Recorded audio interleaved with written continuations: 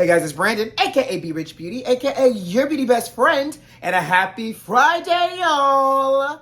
Laverne Cox issues an apology-ish. ROBYN DIXON and GIZELLE BRYANT are catching some backlash. And is Candiace Dillard-Bassett leaving Real Housewives of Potomac? We're talking about that and a lot more. You know what to do. Grab your tea, grab your beverage. Let's go!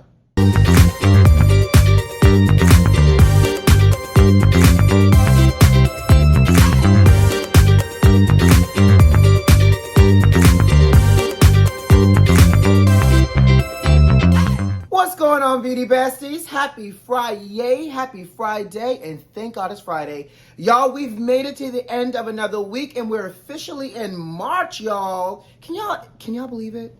What y'all got going on this weekend? Let's see, what do I have? Nothing much. Oh, you know, the Batman comes out this weekend, so I said I was gonna go see that potentially with some friends, and Miami's doing this little carnival thing this weekend, Saturday and Sunday, so I may tip through to that on Sunday as well. But you know, I'm trying to live this low-key life, child, while these streets are over here calling me. But that's about all I have planned. But what about you? What do you have planned? How was your week? I hope the week was good to you, because let me tell y'all something. If y'all saw Wednesday video, child, y'all know the kind of week I had, so I cannot wait. I'm literally thankful today is Friday. I can't wait to unwind. I can't wait to unplug. I can't wait to watch a little RuPaul's Drag Race. I can't wait to have wine. You know, all the things that brings me joy, child. So that is what I have going on for this weekend.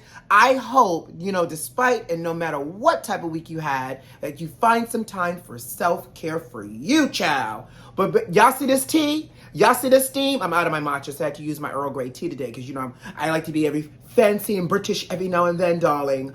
Hello, governor. Anyways, y'all see this tea? That's because the top is so hot today, so grab your tea. Well, child, if you thought the outside was ghetto and expensive, you're right. And let me tell you how ghetto and expensive it is. So word on the curb and across the street through police reports and complaints, the people are saying in Atlanta that folks are out here drilling tiny holes in folks' gas tanks in suburban urban neighborhoods, y'all, and stealing gas. I can't. What? Who is stealing gas? First of all, who is getting on their back to get underneath somebody's car to do little micro holes and micro pinching? This is not micro needling, okay, for the car. Y'all doing little holes and they're sticking buckets underneath to catch the gas. Child, one person even said that she saw it, he or she, I don't know the gender here. They saw on their Ring doorbell that someone literally was getting into an SUV that was silver with a bucket of gas in their hand. Come on, Atlanta. I swear, I feel like Atlanta be trying to compete with Miami to feel like who's the wildest here. And in this case, y'all got it. Because is it really that bad? One person complained in their police report saying that it's getting so bad that, you know, the damage cost them $2,000 to repair, because not only did they damage the gas tank, but I think they also damaged like the fuel pump as well. Y'all know I don't speak car and or mechanics. I'm assuming that the fuel pump is next to the gas tank. I don't know, but if somebody on one of the Beauty Besties are watching, if y'all know if they're close by, y'all let me know if this makes sense. But the report said he had to not only replace and, you know, and repair the gas tank, but also the fuel pump. So the kids are saying gas is expensive out here, y'all, and that folks are trying to find innovative ways to literally keep on moving on. Now, I'm going to tell you something.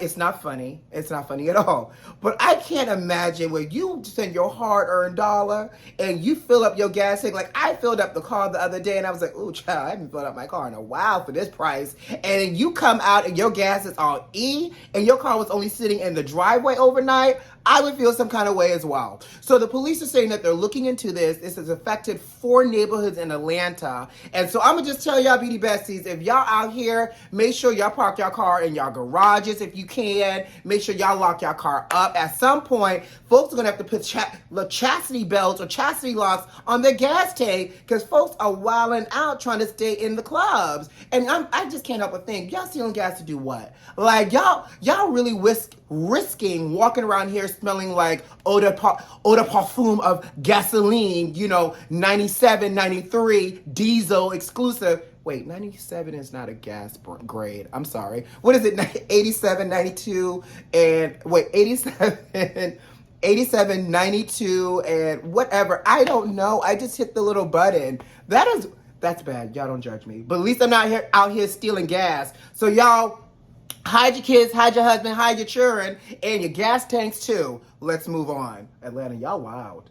So y'all know we talked about apologies on Wednesday's episode, and we talked about, like, you know, when you apologize, it needs to be sincere, it needs to hold accountability to yourself, and it shouldn't feel hollow. Well, y'all know we talked about Laverne Cox as well, and how at the end of her interview with Will and Jada, she mentioned to Jada about more red table talks and more entanglements. And Laverne Cox caught a whole bunch of flack and backlash, right? And people are saying that Laverne was inappropriate. So Laverne went down to her Instagram, y'all, and apologized.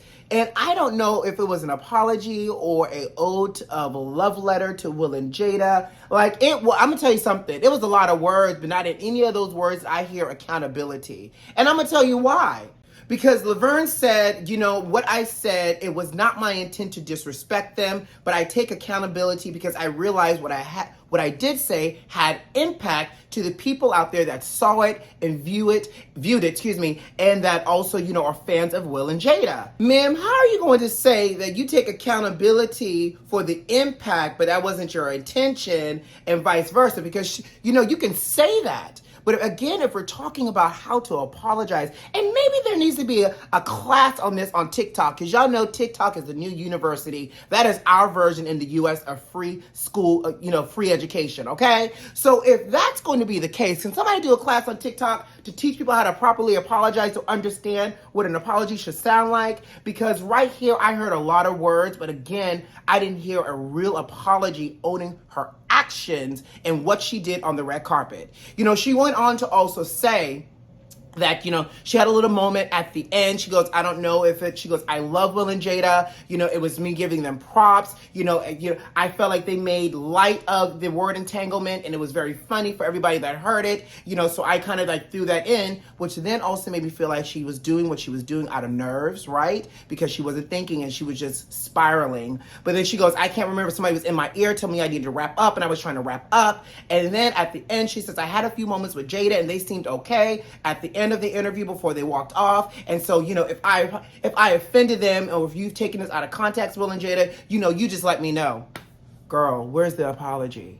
Like, sis, you're not making it any better here. So at this point, my question to y'all, for those that may not have seen it, I might post a little clip in here. It was like 6 minutes of rambling to me. And after like the 3rd minute and 45th seconds, I was like, I'm going to just go ahead and bite down, bear, and grin it to see if there is a physical I apologize at some point in here. But she talked her way all up and around this. And like I said, to me, it was a whole ode of a love letter to Will and Jada instead of a formal apology. So y'all know, y'all don't be out here giving these hollow apologies, y'all. That's not what we do for 2022. We're staying hydrated. We're rocking bottom lashes in 2022, and we're offering up full, wholehearted, sincere apologies. But let's move on. Lord, the Green Eye Bandits from the Real Housewives of Potomac are at it again. GIZELLE BRYANT and ROBYN DIXON, y'all know they have a podcast called Reasonably Shady, and in this case, it wasn't reasonably shady, it was shady.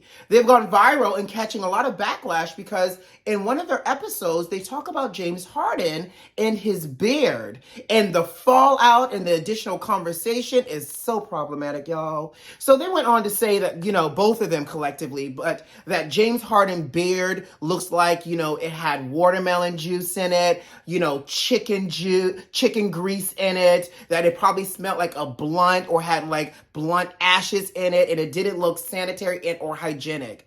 Excuse me?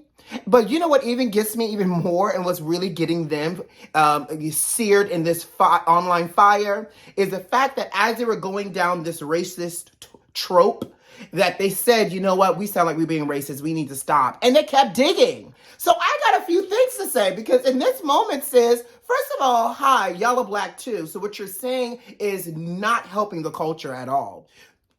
Second of all, James Harden, his glistening beard, that's not because of chicken grease or any other racist thing that you just said. That's because that man invests in good old beard oil to keep his beard hydrated. And you know what? Good for James Harden, because that's what guys need to do more of these days, is self-care, self-maintenance. And I love the fact that these people with these beards nowadays are walking around here glistening in the sun like a Cullen from Twilight, okay? So with that being said, first off, y'all owe this man an apology. Second of all, third of all, fourth of all, I've lost count at this point. At what point are people going to check them for their problematic behavior? Let's see if this also comes up with the filming of Real Housewives of Potomac as well, because y'all know they'll do anything for a storyline, and you know, hint, hint, what we're about to talk about in a second, there might be a cast member that actually might be leaving. So at this point, how bad does GIZELLE BRYANT and ROBYN DIXON want to stay relevant? Extremely. So much so that, you know, will ROBYN DIXON ever get married? Will GIZELLE BRYANT, you know, ever get a proper fashion stylist and or oil her wigs? All the questions we want to know over here. But you know, the real get you gotcha is the fact that if James Harden was a snapback, clapback on these two women here, he would get dragged. So I think people have a sense of responsibility in a sense, because if they're going to say what they want to say because it's their podcast, and you know, freedom of speech is a real thing. Hi, y'all listening to me, right? But if they're going to say what they want to say, then they need to also be prepared for whatever clapback, and they can't call or try to cry victim, because y'all know both of them green-eyed bandits like to play victim like that, okay? Oh, and before I get out of here, speaking of Housewives of Potomac, did y'all see this whole Twitter post that Candiace Dillard-Bassett posted on when one door closes, another may open?